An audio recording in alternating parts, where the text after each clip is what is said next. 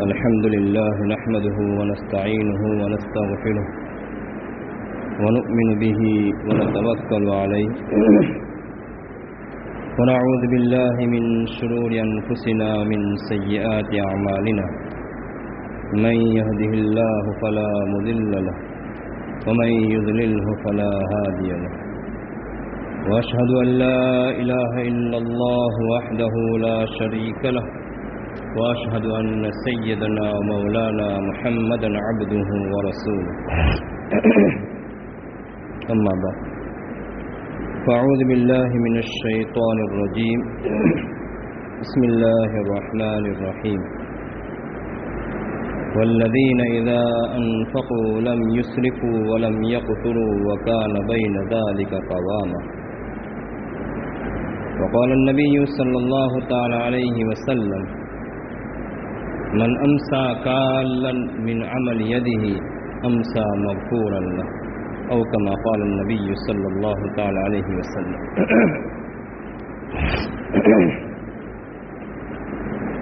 محترم ایمانی بھائیوں، گزشتہ 2 جمعے سے ہمارا موضوع کمائی اور حلال کمائی کے متعلق چل رہا ہے۔ پہلے جمعہ میں حلال کمائی کی فضیلت، اس کے برکات یہ بیان کیے گئے تھے۔ گزشتہ جمعہ میں حلال کمائی آدمی کرے تو کس نیت سے کرے؟ اچھی نیت سے اللہ تبارک تعالیٰ کا محبوب بن جاتا ہے، اور نیت کے خراب ہونے کی وجہ سے بندہ اللہ تبارک تعالیٰ کا مبغوض بن جاتا ہے، اللہ تبارک تعالیٰ اس سے ناراض ہو جاتے ہیں۔ ہمارے اکابر میں بہت بڑے تابعین میں سے ہیں محمد ابن سیرین رحمۃ اللہ تعالی علیہ، خواب کی تعبیر کے وہ امام گزرے ہیں۔ جب وہ کسی کو رخصت کرتے، الوداع کرتے، روانہ کرتے تو ایک نصیحت فرمایا کرتے تھے۔ ایک تو یہ کہا کرتے تھے کہ بھائی تم جا رہے ہو تو اللہ تعالیٰ سے ڈرتے رہنا۔ تقویٰ اور ڈر اور پرہیزگاری ایک ایسی دولت ہے کہ اس کی وجہ سے آدمی گناہ سے بچ جاتا ہے اور بہت بڑا عبادت گزار شمار کیا جاتا ہے۔ ایک حدیث میں غالباً حضرت ابو ہریرہ رضی اللہ تعالیٰ عنہ سے اللہ کے نبی صلی اللہ تعالی وسلم نے فرمایا تھا، اتق المحارم تکن اعبد الناس، او کما قال النبی صلی اللہ علیہ وسلم، کہ حرام اور ناجائز چیزوں سے اپنے آپ کو بچا لو، اس کے نتیجے میں آپ سب سے زیادہ عبادت گزار بن جاؤ گے۔ تو ایک نصیحت یہ فرمایا کرتے تھے کہ اللہ تبارک تعالیٰ سے ڈرتے رہنا، اور دوسری نصیحت یہ فرماتے تھے کہ جو حلال رزق اللہ تبارک تعالیٰ نے تمہارے مقدر میں کر رکھا ہے اس کو تلاش کرتے رہنا، اس کو تلاش کرتے رہنا۔ اس لیے کہ اگر تم نے حرام طریقے سے اس کو تلاش کیا تب بھی تم کو اتنا ہی ملے گا جتنا تمہارے مقدر میں ہے، اس سے آگے نہیں ملے گا۔ جب ظاہر ہے کہ اس سے زیادہ نہیں ملے گا تو پھر آدمی کو چاہیے کہ حلال طریقے سے ہی اس کو حاصل کرے۔ عام طور پر آدمی جو کاروبار کرتے ہیں تو اس کے 3 ذریعے ہوتے ہیں۔ یہ بہت اہم بات میں آپ سے کہہ رہا ہوں اللہ تبارک تعالیٰ کی توفیق سے۔ آدمی جو مال کماتا ہے یا تو ملازمت اور نوکری کرتا ہے، یا وہ دھندا اور تجارت کرتا ہے، یا وہ پھر کاشتکار اور کھیتی کرتا ہے۔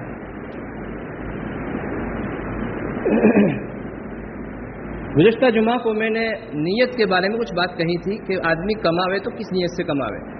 آج میں ایک اور اہم بات کی طرف آپ کی توجہ لے جانا چاہتا ہوں کہ آدمی یہ 3 طریقوں میں سے کسی بھی طریقے میں ہو،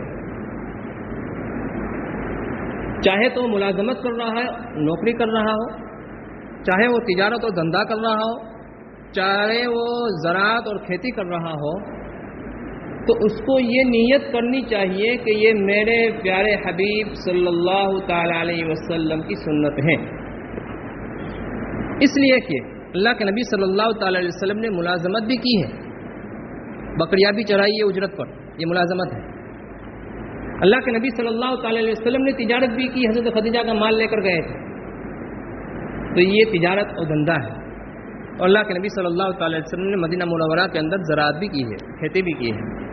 تو ان تینوں میں ہمارے لیے اللہ کے نبی صلی اللہ تعالی علیہ وسلم کا نمونہ موجود ہے، اس لیے ہمیں ملازمت کر رہے ہو تو بھی، تجارت کر رہے ہو تو بھی، اور کھیتی کر رہے ہو تو بھی اس کو ہلکا نہ سمجھے، بلکہ یہ سمجھے کہ یہ تو میرے حبیب صلی اللہ تعالی علیہ وسلم کی سنت ہے۔ انبیاء علیہ الصلوۃ والسلام کا پوری جماعت جو گزری ہے وہ ہر ایک اپنے کمائی اپنے ہاتھ سے کیا کرتی تھی۔ حضرت زکریا علیہ الصلوۃ والسلام ستھان اور بڑھئی اور نجار تھے۔ حضرت داؤد علیہ الصلوۃ والسلام کو اللہ تبارک تعالیٰ نے بادشاہت دی تھی، اس کے باوجود بھی وہ شاہی خزانے میں سے ایک پیسہ بھی استعمال نہیں کرتے تھے، بلکہ اللہ تبارک تعالیٰ نے ان کا ایک معجزہ ان کو قرآن میں اس کا تذکرہ ہے، وَعَلَنَّا لَهُ الْحَدِيدَ، کہ حضرت داؤد علیہ الصلوۃ والسلام کے لیے اللہ تبارک تعالیٰ نے لوہے کو موم بنا دیا تھا۔ مطلب یہ ہوا کہ جس طرح وہ موڑنا چاہتے تھے موڑ جاتا تھا، گرم نہیں کرنا پڑتا، اور اس کے ذریعے سے وہ لوہے کا لباس بناتے تھے جس کو جنگوں میں استعمال کیا جاتا تھا۔ یہ ان کی ہاتھ کی کمائی تھی اور ان کے ذریعے سے ان کا گزر ہوتا تھا۔ بادشاہ ہونے کے باوجود بھی وہ شاہی خزانے اور سرکاری خزانے میں سے کچھ بھی نہیں لیتے۔ تو ہم جو بھی کام کریں تو اس میں یہ نیت کریں کہ یہ تو میرے حبیب صلی اللہ تعالی علیہ وسلم کا طریقہ ہے، تو انشاءاللہ اس پہ سنت کا بھی ثواب ملے گا۔ اس کے بعد آدمی جو مال اس کو حاصل ہوتا ہے، کماتا ہے، بعض مرتبہ اس کے اندر آدمی کے اندر تکبر، گھمنڈ یہ آ جاتا ہے، یہ فطری چیز ہے۔ اللہ کے نبی صلی اللہ تعالی علیہ وسلم سے پوچھا، اللہ کے نبی صلی اللہ تعالی وسلم نے صحابہ سے سوال کیا کہ بتاؤ تم میں سے کوئی آدمی ایسا ہے، اب یہ سوال ذرا اپنے اوپر لے کر کے آدمی سوچے جو میں پوچھ رہا ہوں، یہ سوال اللہ کے نبی صلی اللہ تعالی وسلم نے صحابہ سے کیا تھا، کیا تم میں سے کوئی ایک ایسا آدمی ہے جو اپنے ورثہ کے مال کو پسند کرتا ہو؟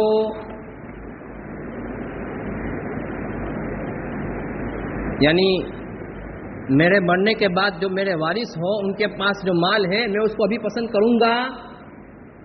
ظاہر ہے کہ جواب یہ ہوگا کہ نہیں۔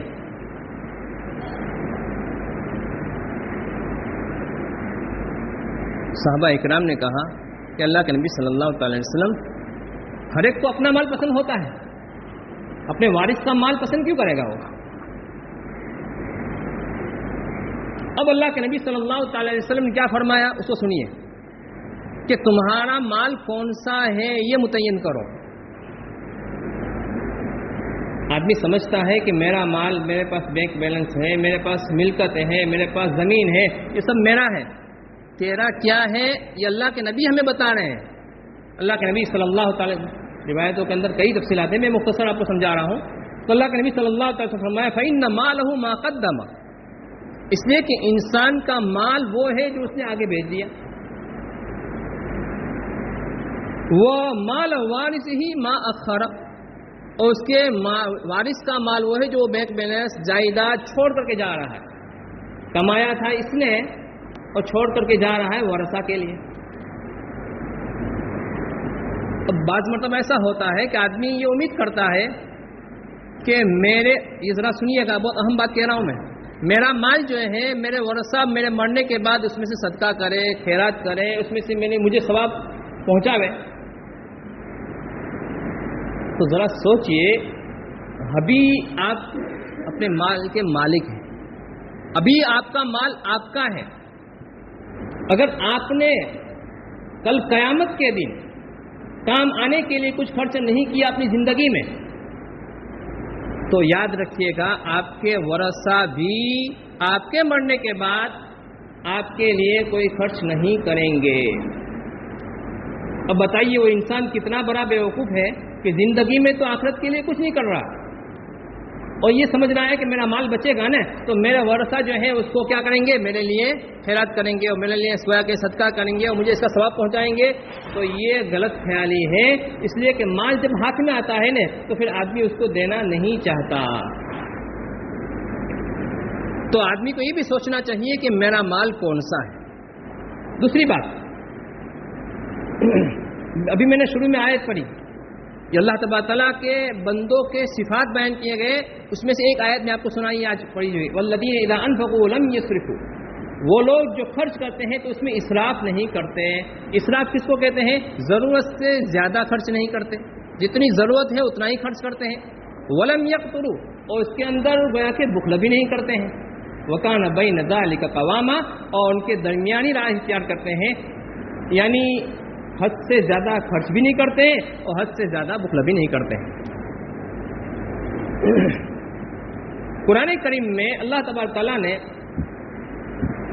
ایک واقعہ بیان فرمایا ہے قارون کا. گزشتہ جمعہ کو میں نے آیت پڑھی تھی لیکن وقت کی وجہ سے بات رہ گئی تھی. حضرت موسیٰ علیہ السلام کی قوم میں سے حضرت موسیٰ علیہ السلام کا رشتہ دار تھا.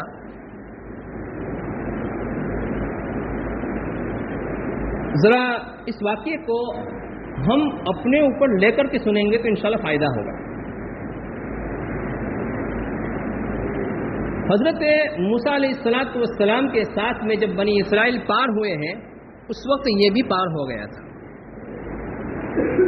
من قوم موسیٰ فبغى علیہم، قرآن کریم میں موسیٰ علیہ السلام کا رشتہ دار تھا، لیکن فرعونیوں کی طرف سے وہ بنی اسرائیل پر متعین کیا گیا تھا بنی اسرائیلیوں کا دھیان رکھنے کے لیے.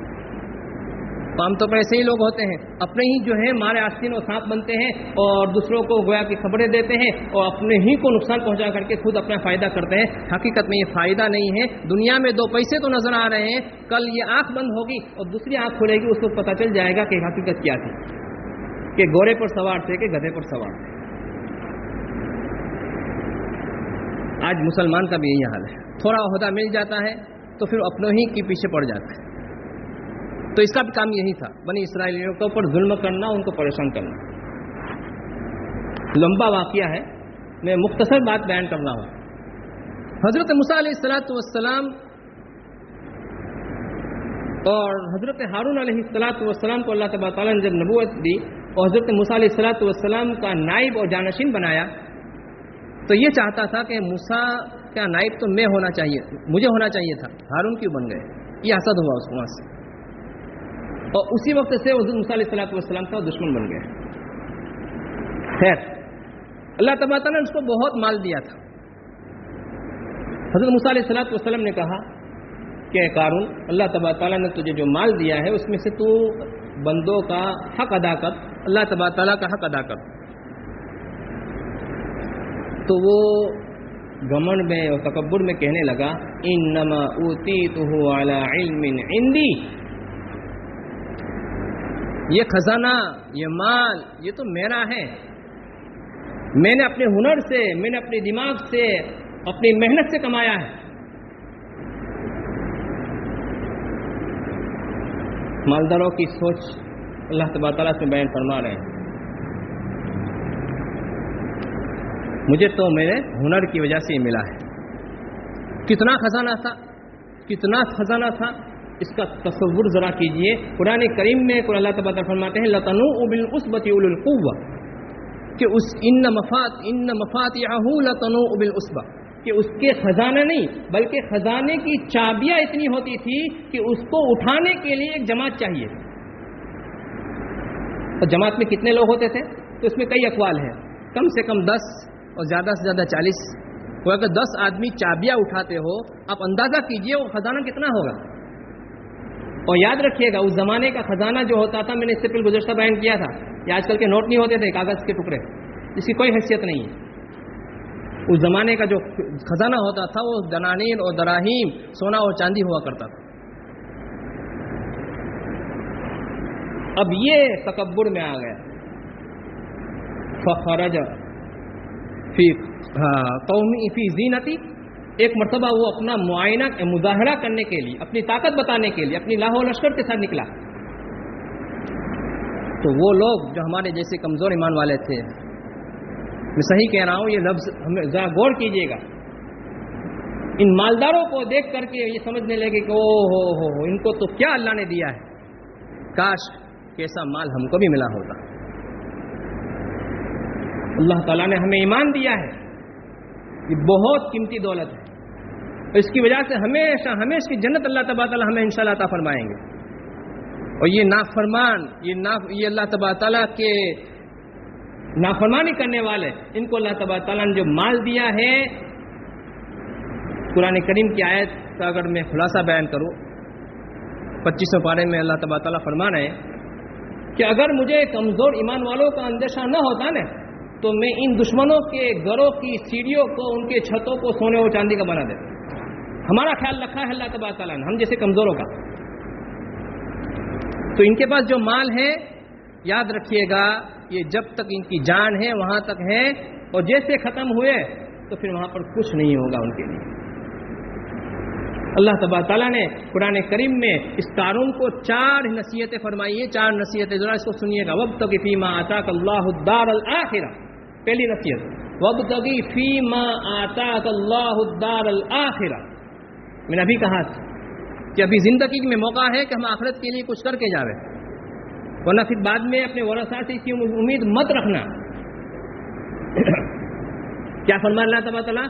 وابتغ فیما آتاک اللہ الدار الآخرہ، کہ اللہ تبارک تعالیٰ نے تجھے جو مال دیا ہے نا، یہ خطاب تو قارون کو کیا گیا ہے، لیکن آنے والی تمام انسانیت کے نام جو مالدار ہیں، اللہ تبارک تعالیٰ کا کو ماننے والے ہیں، ان کو یہ کہا جا رہا ہے کہ اللہ نے جو تمہیں مال دیا ہے، وابتغ فیما آتاک اللہ، فیما آتاک اللہ، تجھے اپنے ہنر سے نہیں ملا۔ تو اگر یوں کہہ رہا ہے کہ مجھے ہنر سے ملا ہے، میرے دماغ سے ملا ہے، ارے بے وقوف، تیرا دماغ کس نے دیا تجھے؟ تیری عقل کس نے دی؟ بڑا سے بڑا عقل مند ہوتا ہے، تھوڑا دماغ ہٹ جاتا ہے، آدمی کہتا ہے یہ پاگل ہو گیا۔ تو ہمارا مال، ہماری جان، یہ سب اللہ کا دیا ہوا ہے، جب اللہ کا دیا ہوا ہے تو ہمارا اس میں کیا ہے؟ تو وابتغ فیما آتاک اللہ الدار الآخرہ، تجھے جو اللہ نے مال دیا اس کے ذریعے سے تو دار آخرت کو حاصل کر۔ قیامت کے بعد، موت کے بعد والی زندگی جو قیامت کے بعد جو جنت و جہنم کی ہے، اس کے بارے میں تو کچھ سوچ اور اس کے لیے کچھ تیاری کر۔ نمبر 1 تو ذہن میں بات آتی ہوگی، جب ایسے بیانات ہوتے ہیں، ایسی باتیں آتی ہیں تو بعض لوگ یوں سمجھتے ہیں کہ یار یہ تو سب آخرت ہی کی بات کرتے ہیں، دنیا کا تو کچھ ہے ہی نہیں۔ اللہ تبارک تعالیٰ آگے کیا فرما رہے ہیں؟ وَلَا تَنْسَ نَصِيبَكَ مِنَ الدُّنْيَا وَلَا تَنْسَ نَصِيبَكَ مِنَ الدُّنْيا۔ دیکھ، تجھے یہ نہیں کہا جا رہا ہے کہ تجھے پاس جو کچھ ہے سب دے دے، نہیں، بلکہ وَلَا تَنْسَ نَصِيبَكَ مِنَ الدُّنْيا، تیرے لیے جو دنیا میں اللہ تبارک تعالیٰ نے حصہ رکھا ہے، مثال کے طور پر مال ہے آپ کے پاس تو اس میں سے زکوٰۃ دے دی، فرائض ادا کر دیے، حج فرض ہے تو حج ادا کر دیا، اور اس کے بعد جو مال بچا ہے اس کو آپ اپنے جائز طریقے سے استعمال کریں، کوئی منع نہیں کرتا، جائز طریقے سے استعمال کریں، فضول خرچیوں سے بچتے ہوئے۔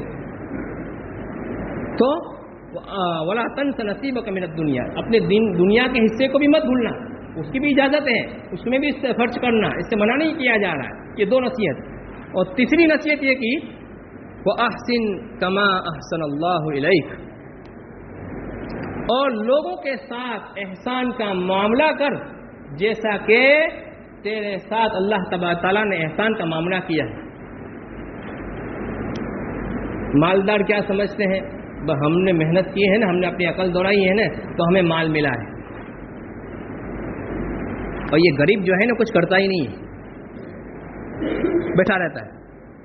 اگر مال جو ہے عقل سے ملتا، اگر مال جو ہے محنت سے ملتا، الفاظ پر غور کیجیے گا، مال جو ہے اگر محنت سے ملتا تو مزدوروں کے پاس زیادہ ہوتا۔ مال جو ہے محنت سے نہیں ملتا، مال جو ہے عقل سے نہیں ملتا، مال جو ہے وہ مقدر سے ملتا۔ اللہ تبارک تعالیٰ نے جس کے مقدر میں جیسا رکھا ہے ویسا ہی ملتا ہے۔ اس لیے آدمی یہ نہ سوچے کہ میرے ہنر کی وجہ سے مجھے ملا ہے، مجھے اللہ نے دیا ہے تو اللہ تبارک تعالیٰ فرما رہے ہیں وَأَحْسِن كَمَا أَحْسَنَ اللَّهُ إِلَيْكَ، تو بھی لوگوں کے ساتھ ایسا ہی معاملہ کر جیسا اللہ نے تیرے ساتھ معاملہ کیا ہے، تو دوسروں کو دے، غریبوں کا خیال رکھ۔ اور چوتھی اور آخری نصیحت فرمائی وَلَا تَبْغِ الْفَسَادَ فِي الْأَرْضِ، مال تیرے پاس ہے، پاور ہے، تو یاد رکھ زمین میں فساد مت مچانا۔ بعض مرتبہ آدمی کے جیب میں جب پیسے ہوتے ہیں نا تو پھر اس کو نشہ ہوتا ہے، ایک واقعہ ہے، وہ بہت لطیفے کے طور پر بیان کیا جاتا ہے کہ ایک آدمی بھینس خریدنے جا رہا تھا، جیب میں 10,000 روپئے تھے. کسی نے کہا کہاں جا رہا ہے؟ کہا بھینس خریدنے جا رہا ہوں. کہا کہ انشاءاللہ تو کہ کیوں انشاءاللہ کہوں میں؟ پیسے میرے پاس ہے، طاقت میرے پاس ہے، میں جا رہا ہوں، ابھی لے کر کے آ جاؤں گا. دیکھو یہ گھمنڈ ہے مال کا. گیا، بھینس دیکھی، سودا ہوا، جب پیسے نکالنے کے لیے جیب میں ہاتھ ڈالتا ہے تو پیسے ہی نہیں. اب سوچ رہا ہے کہ انشاءاللہ میں وہاں سے گزرا تھا، انشاءاللہ میں یہاں گیا تھا، انشاءاللہ میں، اب ہر بات پر انشاءاللہ کہہ رہا ہے. اب انشاءاللہ کہنا کوئی کام نہیں آئے گا. جب کہنا تھا اس وقت کہنا چاہیے تھا. وَلَا تَقُولَنَّ لِشَيْءٍ إِنِّي فَاعِلٌ ذَلِكَ غَدًا إِلَّا أَن يَشَاءَ اللَّهُ. اللہ کے نبی صلی اللہ تعالی وسلم کو اللہ تبارک و تعالی نے حکم فرمایا تھا کہ آپ جو بھی وعدہ کریں آئندہ کرنے کے بارے میں، کوئی کام کا کسی سے کہیں تو انشاءاللہ ضرور کہیں. تو معلوم یہ ہوا کہ آدمی یہ سوچے کہ اللہ نے مجھے دیا ہے تو میں بھی دوسروں کو، اپنے غریب رشتہ داروں کو، محتاجوں کو دوں اور اس کو صحیح مصرف دے کر کے خرچ کرے. یہ نہیں کہ جو مانگنے والا ہے اس کو بغیر تحقیق کے زکوٰۃ کی رقم دے دی، اور ہو سکتا ہے کہ وہ مستحق ہی نہ ہو، آپ کی زکوٰۃ بھی ادا نہیں ہوئی. اس لیے اللہ تبارک تعالیٰ آئندہ بھی انشاءاللہ کچھ باتیں مال ہی کے متعلق عرض کرنی ہے. اللہ تبارک تعالیٰ کہی ہوئی باتوں پر عمل کرنے کی توفیق نصیب فرماوے. وآخر دعوانا الحمد للہ رب العالمین.